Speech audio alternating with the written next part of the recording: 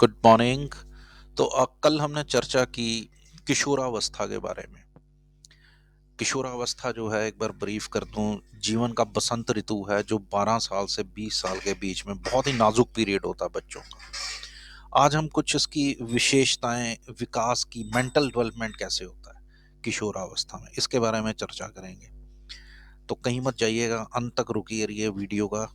Content पसंद आए तो सब्सक्राइब और शेयर जरूर कीजिए। किशोरावस्था वह अवस्था है जहां भौतिक विकास बहुत तीव्र गति से होता है। शोधों से सिद्ध हुआ कि आयु के साथ मानसिक क्षमताएं बढ़ती हैं और किशोरावस्था में यह विकास गुणात्मक रूप से और भी उत्पन्न होता है। इसकी प्रमुख विशेषताएं वन बाय वन। तथ्यों को सामान्यकृत करती टू जर्नलाइज फैक्ट। अब ये सामान्यकृत, बचपन में उसे ठोस चीजें जो है ना, उस पे उसका सामान्यकरण होता है। आप फिजिकली उसे दिखाते हो बच्चे को तब वो समझता है। लेकिन किशोर अवस्था में एब्स्ट्रैक्ट चीजें और वैचारिक स्तर पर विकसित हो जाता है। मीन्स उसका ब्रेन डेवलपमेंट होता है, चीजों को एब्स्ट्रैक्ट लेवल पे समझना शुरू करता है। सेकंड पॉइंट है इंक्रीज एबिलिटी टू अंडरस्टैंड। अब क्या होता है कि इस एज में आकर जो किशोर है, अब विचारों को अवधारणाओं के रूप में जोड़ सकते हैं। समझने की क्षमता में वृद्धि, राइट। जो समझने की उसकी क्षमता है उसमें भी इस अब इस स्टेज में जाके जो किशोर होता है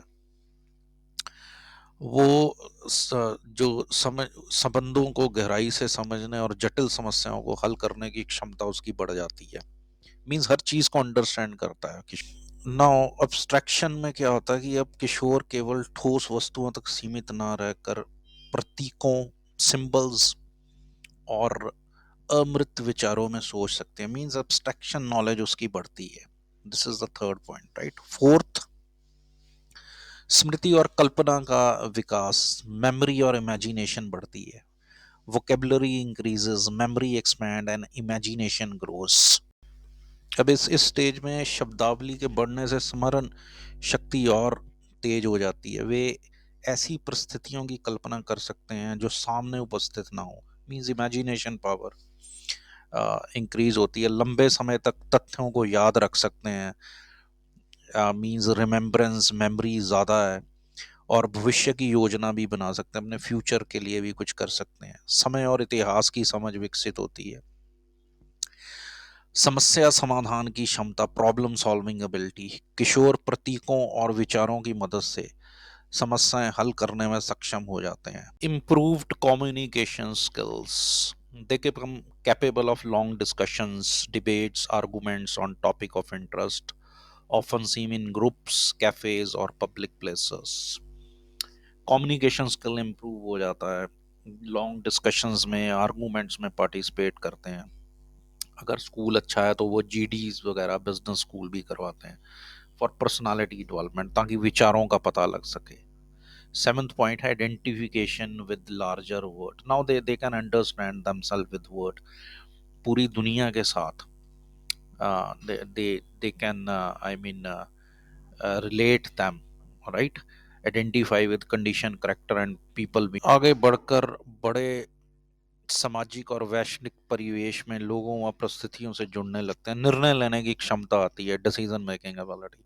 स्वतंत्र रूप से विकल्पों को तोलकर निर्णय ले सकते हैं। मीन्स एक तराजू में तोल सकते हैं क्या चीज़ अच्छी है क्या नहीं। अपने विचारों पर विश्वास और आत्म कॉन्फिडेंस भी बढ़ता है। ना वो जो नैतिक अवधारणाएं हैं उसकी समझ, बचपन में जो माता पिता कहते हैं कि ये नियम है, ये कायदे कानून है, बच्चा वहीं पे चलता है। लेकिन किशोरावस्था में आकर वो इनका आलोचनात्मक जांच करता है कि वाकई ये है, अच्छे और बुरे में भेद करता है और मूल्य आंतरिक बन जाते हैं। मीन्स वो एनालाइज करता है कि पेरेंट्स ने जो सिखाया वाकई वो है इस समय।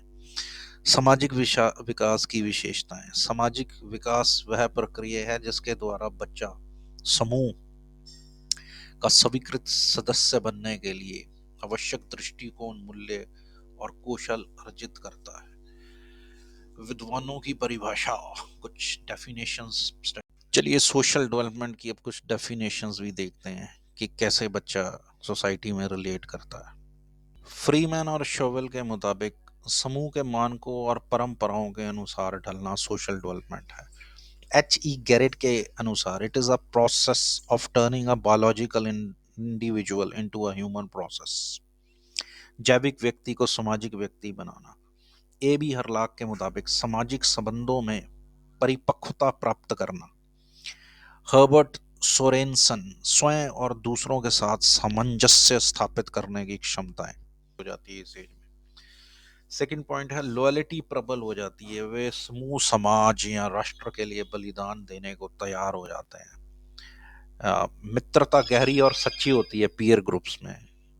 यूनिटी बड़ी होती है इस एज में, 12 से 20 साल के बच्चों में। भावनात्मक व्यवहार सामाजिक गुणों पर प्रभाव डालता है, जो इनका इमोशनल अटैच है।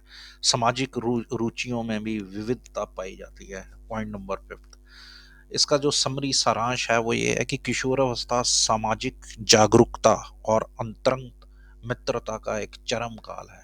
जिसे दोस्त बना लेते हैं वो दोस्त, और नेशनल स्पिरिट भी जागृत होती है थ्रू एनसीसी डिफरेंट कॉन्टेक्ट्स। अब आगे थोड़ा सा सामाजिक विकास को और अब कुछ फैक्टर स्टडी करते हैं जो इफेक्ट करते हैं सोशल डेवलपमेंट को। पर्सनल फैक्टर है इसमें, physical health, intelligence level, emotional stability, ये सारे फैक्टर हैं पर्सनल जो सोशल डेवलपमेंट को इम्पेक्ट करते हैं।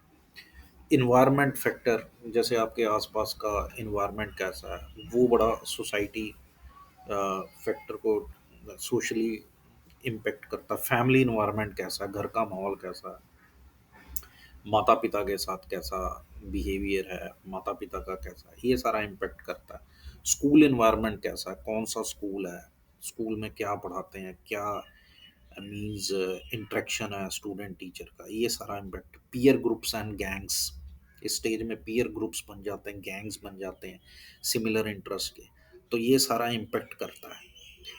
कम्युनिटी एंड क्लब्स, राइट, कौन सी कम्युनिटी में बंदा जाता है, किस क्लब से वो रिलेटेड है, तो ये सारे सोशल फैक्टर्स हैं जो इम्पेक्ट करते हैं। मास मीडिया, एडोलीसेंट, किशोर अवस्था एक परिवर्तनकारी अवस्था है जहां मानसिक रूप से अमृत चिंतन, तार्किक निर्णय और नैतिक समझ विकसित होती है। और सोसाइटल डेवलपमेंट में निष्ठा, मित्रता, समूह चेतना गहरी होती है, ग्रुपिज्म गहरा होता है।